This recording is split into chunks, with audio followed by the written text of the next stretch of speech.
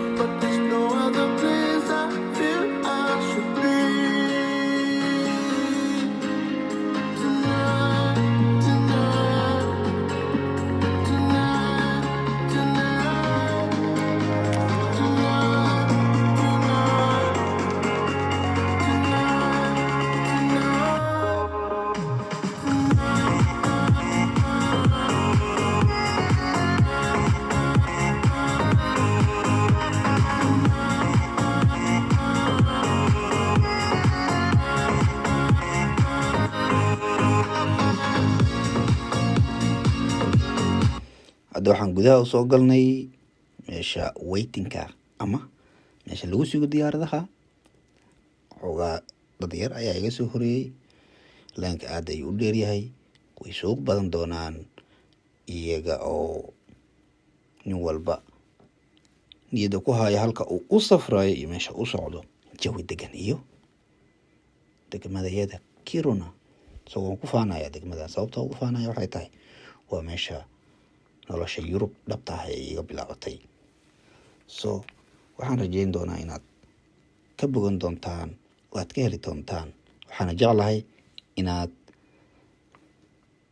naga hilmaamin subscribe, like, comment iyo dhiirigelinta, because waxaan anigu wax ku ahay idinka haddeedan i taageerin anigu waxaan ahay ma jirto.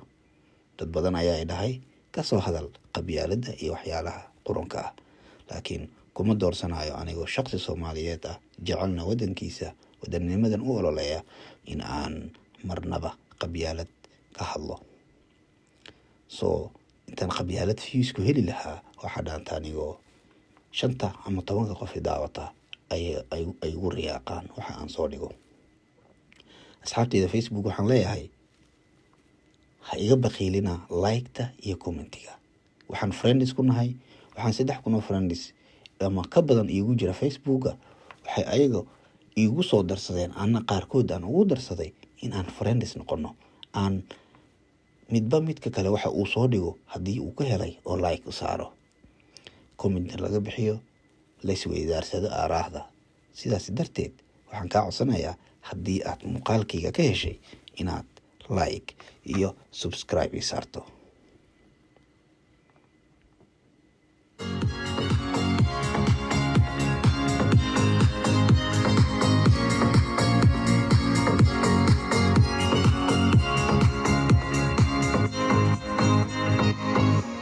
Remember we said with faith we try to let this pass, and no matter how much we avoided, we would still cross paths. If the shoe fits, wear it. If there's no comparison, this is true love, I swear it. And we need to make a choice right now. We know this could end in a catastrophe, but there's no other place I feel I should be. Tonight, tonight, tonight, tonight, tonight,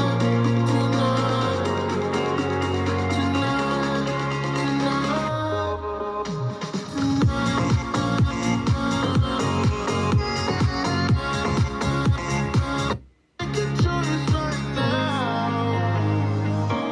I know this could end in a catastrophe, but there's no other place I feel I should be. Tonight, tonight. dadka hadda waxaa loo kala baxay 3 group waaye. groupka A, B, C. So A, B and D and iyo F. C qadka way ka maqan tahay, marka 3 group ayaa loo kala baxay. A iyo B waa isku xigsanayaan, D iyo F-na waa isku xigsanayaan. Aniga maadaama aan ahay kuwa ugu dambeeya, gadaal ayaan jiraa. Waxaa waaye waadna arki doontaan sida ay hawsha u socoto. dadka hadda ayay diyaaradooda galayaan, meesha ayayna ku socdaan. bal ila daawada qaabka ay wax u socdaan.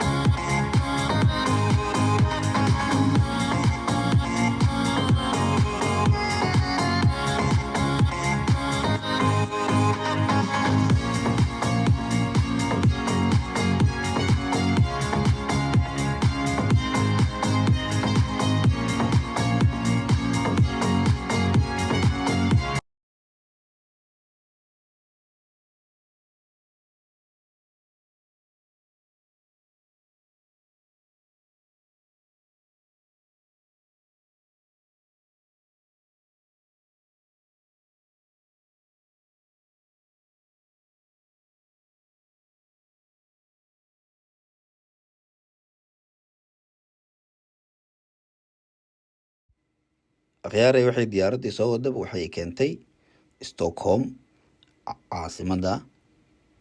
waxaana hadda kasoo degnay Ireland Airport. waxaana kusii soconaa dhanka iyo banaanka. ninkii bixi lahaa ee maxaa la dhahaa wadamada kale u safri lahaa, degmooyinka kale ee wadanka u safri lahaa, iyo ninkii dalka gudihiisaba geli lahaa. hadda ayaan meesha kasii baxaynaa, nala daawada.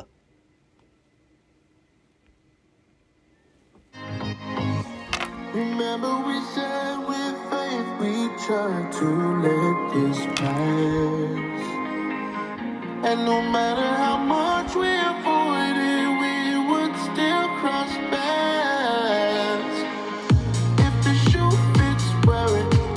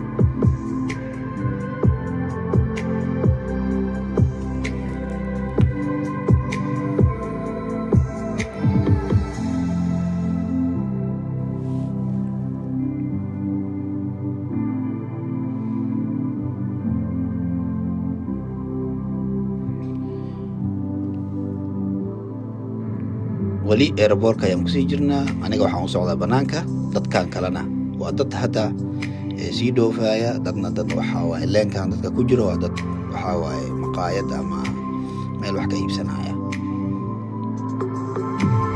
Aniga hore ayaan usii socdaa, la socda ilaa dhammaad.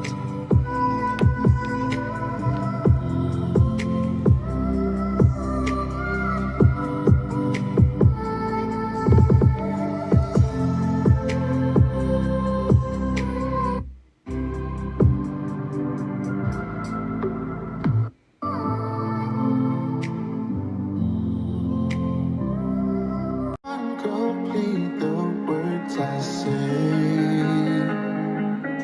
You told me the one you're with can't make you feel this way. If the shoe fits, wear it.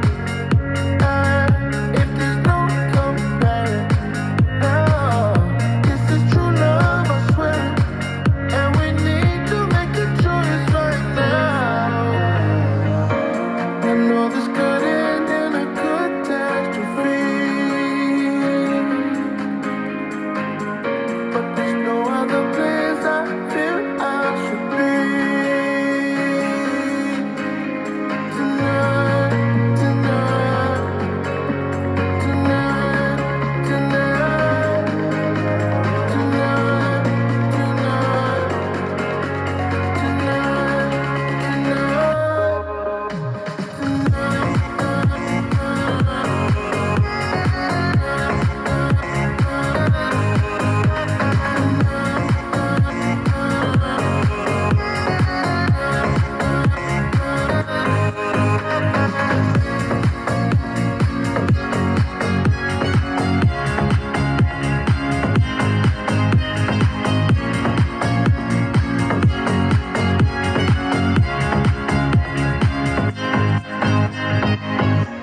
remember we said with faith we tried to let this pass.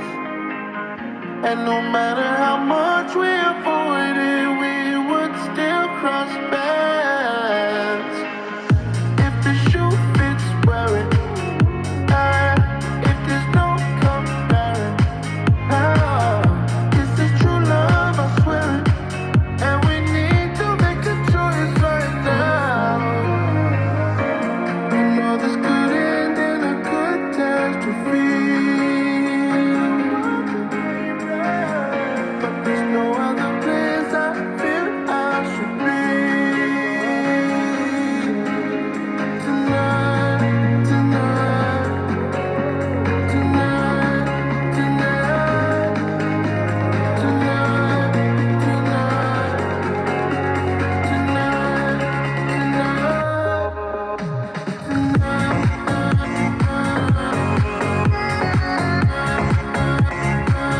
we need to make a choice right now.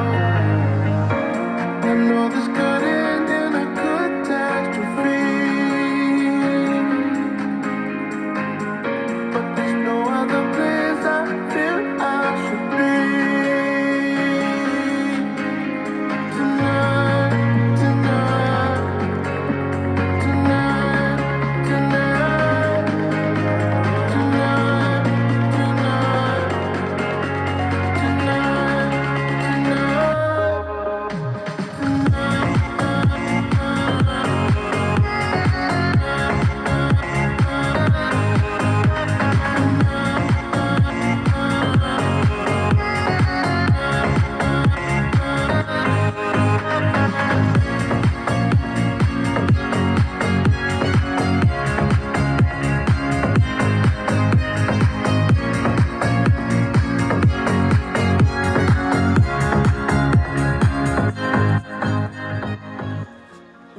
khiyaarta haddaad muuqaalkayga ka hesheen, waxaa idinka codsanaya inaad like-ta, subscribe-ta iyo sheerka igu dadaashaan.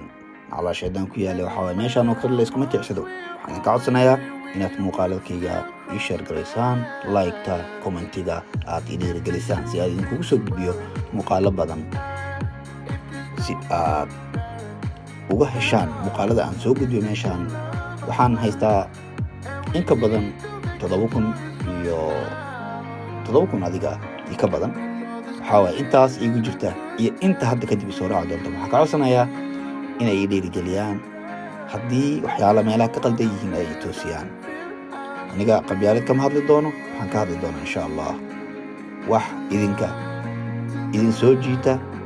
meelo badan ayaana u aadi doonaa si aan vlogyo idinkugu soo duubo, haddii aan idinka helo dhiirigelin aad u fara badan, anigoo raba inaan aado wadamo badan oo Afrika ka mid ah, weliba meel aana tagin oo weli ay Soomaalidu xataa tagin ayaan jeclahay inaan tago mar dhow insha allah.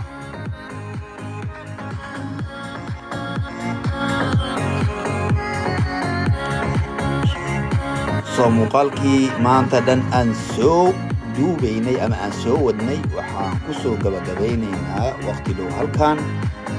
waxaa waaye meeshaan waa meesha way outka dadka ay banaanka uga baxaan. meelaha fanaaniinta Soomaalida marka la soo dhaweynayo meelaha loo istaago waa meeshaan oo kale, oo dadkan badankooda hadda waxay sugayaan asxaabtooda, taksiilayaal baa ku jira, waxay sugayaan ayaga dad ay qaadaan. marka assalaamu calaykum waraxmatullaahi wabarakaatuh.